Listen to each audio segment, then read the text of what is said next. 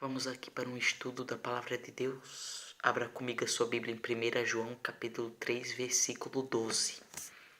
Diz assim: Não como Caim, que era do maligno e matou a seu irmão.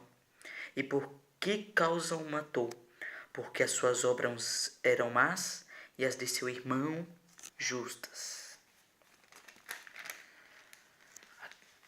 Nesse vídeo eu quero trazer algumas lições espirituais da vida de Caim, o filho de Eva. É certo que as pessoas boas deixam exemplos positivos para imitarmos, mas também aprendermos que os erros dos homens maus para jamais seguirmos os seus maus exemplos. Caim é um desses maus exemplos que jamais devemos seguir. Seu nome significa aquisição ou alcançado, e surgiu da exclamação que sua mãe fez quando Caim nasceu, dizendo: Alcancei do Senhor um varão. Gênesis 4:1. O significado de seu nome não condiz com as suas atitudes. Certamente não foi uma boa aquisição por parte de seus pais. Talvez quando Hitler nasceu, seus pais também pensaram que estava nascendo um grande homem, não sabendo que estava nascendo um dos maiores assassinos da história. Este foi o caso de Eva. Ela mal sabia que estava nascendo o primeiro homicida da história. Estava nascendo o primeiro assassino da história, ali em Gênesis 4. O exemplo negativo de Caim nas Escrituras. Primeiro, sendo o primeiro filho nascido após o pecado, Caim tornou-se uma semente maligna. Caim tornou-se o primeiro lavrador mencionado na Bíblia.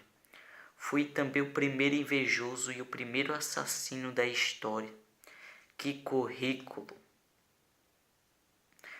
Por ironia da história sagrada, o primeiro assassinato teve origem em um culto oferecido a Deus. Caim ofereceu um culto a Deus, entregando uma oferta do fruto da terra. Abel também realizou um culto, oferecendo das primícias de seu rebanho ao Senhor. Embora alguns afirmem que o Senhor não tenha se agradado de Caim, por ele ter oferecido uma oferta sem sangue, fruto de terra, e Abel uma oferta com sangue, um carneiro primogênito, na verdade o que Deus condenou foram as más atitudes de Caim. O texto sagrado não deixa dúvida ao afirmar: as suas obras eram más e as de seu irmão eram justas.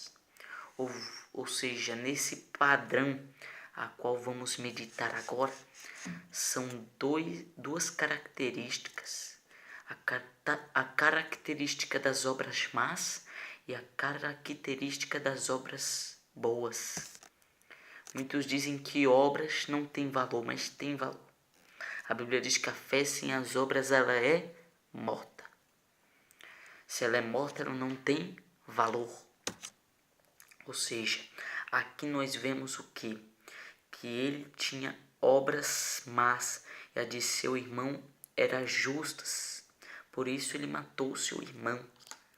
Apesar do coração maligno de Caim, Deus lhe apresentou o caminho da restauração e da comunhão, dizendo: Por que te iraste? E por que descaiu teu semblante? Se bem fizeres, não haverá aceitação para ti. Ou seja, Deus apresentou para Caim o caminho da restauração, o caminho da comunhão. Ou seja, nós erramos na vida sim, mas tem a restauração. Nós retornamos ao caminho de Deus. Quando nós estamos em um caminho de obras más, de obras que não estão de acordo com a palavra de Deus, nós retornamos para o caminho verdadeiro. E este caminho é Jesus. João 14 diz que quando Jesus afirma: Eu sou o caminho, a verdade e a vida. Ou seja, Jesus é o verdadeiro caminho. Então, se nós estamos em um caminho a qual está ligado ao caminho de Caim, ao caminho de violência, ao caminho de assassinato, ao caminho de irância, ao caminho totalmente errôneo, nós devemos nos consertar, nós devemos nos colocar no caminho de Cristo. Infelizmente, em vez de dominar o pecado, Caim deixou-se ser dominado por ele e consumou seu desejo maligno de matar o seu justo e piedoso irmão Abel. Ou seja, quando nós nos tornamos pessoas justas, justificadas por Deus, o mal, o maligno tenta nos afligir, tenta nos matar. O diabo, ele vive procurando brechas para tentar nos derrubar e nos matar. Mas quando nós estamos firmados na pedra fundamental da igreja, que é Cristo, quando nós estamos firmados com Deus, o mal não consegue nos afligir, pois o brilho de Deus é sobre nós e nada pode nos derrubar, nada pode calar nossa voz. Diversas leis são feitas para tentar calar nossa voz, entretanto clamamos a Deus e Deus nos fortalece e o mal não consegue tomar conta de nós, o pecado não consegue tomar conta de nós, pois diz a palavra do Senhor que o pecado não tem mais domínio sobre nós, pois nós já somos lavados, remidos pelo sangue do Cordeiro de Deus. Ou seja, o maligno não tem poder sobre nós. Ainda assim, Deus tentou reconduzi-lo à sua presença, anulando sua natural sentença de morte. Ele se recusou nos seguintes termos: E saiu Caim de diante da face do Senhor e habitou na terra de Nod, na banda do oriente do Éden. Gênesis 4:16. Caim entrou para a história como progenitor dos homens perversos e malignos da história. É o fundador da civilização pagã e autossuficiente. Gênesis 4:17-24. Que terrível contraste entre seu triste legado e o importante legado de sua fé e piedade de seu irmão Abel. Em Judas 11, o nome de Caim continua citado nas Escrituras como símbolo do que é perverso e maligno, advertindo a todos nós: ai deles, porque entraram pelo caminho de Caim, e foram levados pelo engano do prêmio de Balaão, e pereceram na contradição de Corã. Pode existir companhia pior que estes três juntos?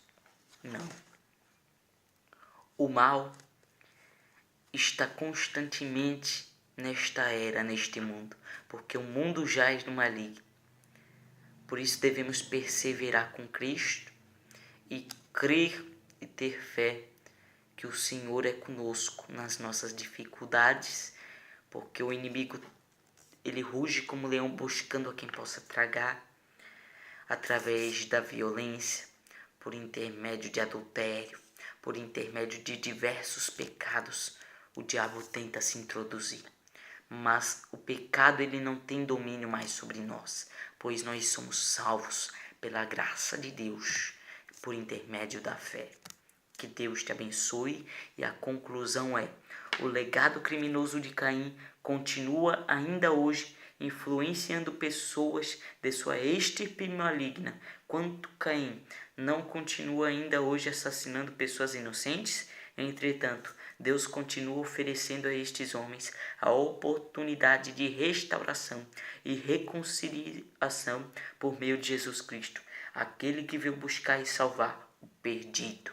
Ainda hoje, nesta era, Caim está tentando afligir, Caim está tentando derrubar aqueles que são eleitos do céu, porque muitos são chamados e poucos escolhidos, e o diabo, ele não quer perseguir, ele não quer afligir os chamados, mas eles querem derrubar os escolhidos, pois ele sabe quem são os escolhidos, pois o nome dos escolhidos está escrito no livro da vida, e o diabo odeia isso, mas Deus ama isso e vai te livrar de toda seta diabólica.